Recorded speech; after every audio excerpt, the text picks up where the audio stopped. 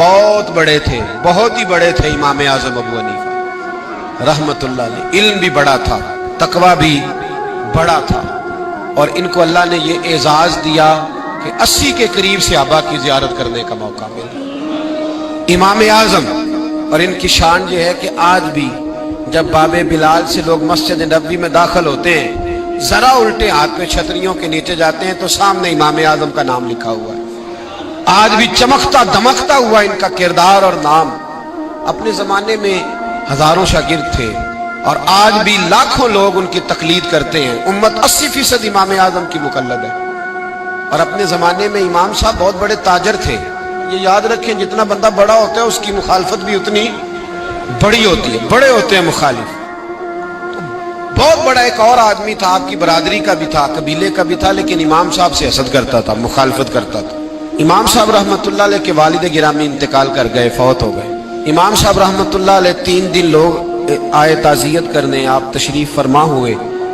تیسرے دن جب آپ اٹھے، چوتھے دن تو آپ چوک میں تشریف لائے، بار مین چوک میں۔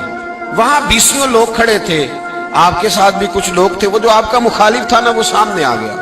اس نے اتنا سخت جملہ کہا کہ لوگ کہتے ہیں کہ ہم میں سے کوئی اور ہوتا تو یا مر جاتا یا مار دیتا۔ سنا تیرے والد انتقال کر گئے؟ فرمایا ہاں۔ کہنے لگا اپنی اماں کا نکاح میرے ساتھ کر دو۔ بات بڑی غلط ہے، سخت ہے، لیکن شرعی طور پر ناجائز نہیں، اس لیے کہ نکاح کا پیغام دیا ہے، نکاح کا پیغام۔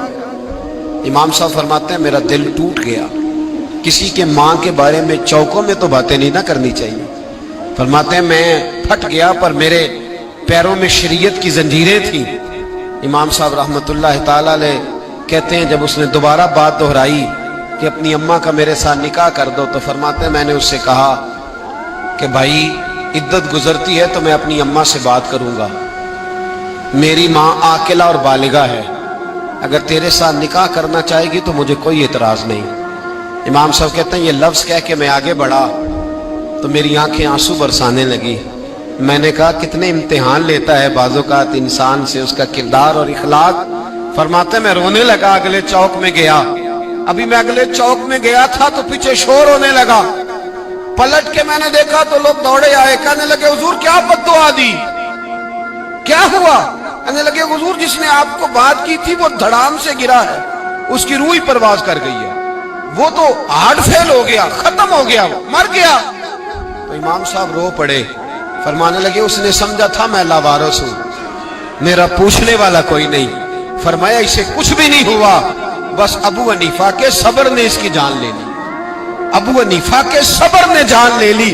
تیرا صبر تو کسی کو مار دے گا، پر اگر تو اینٹ کا جواب پتھر سے دے گا تو پھر تیرا مقابل مرے گا نہیں، تیرے صبر کے دامن میں بڑے لوگ مر جائیں۔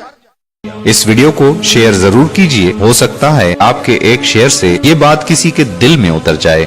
جزاک اللہ۔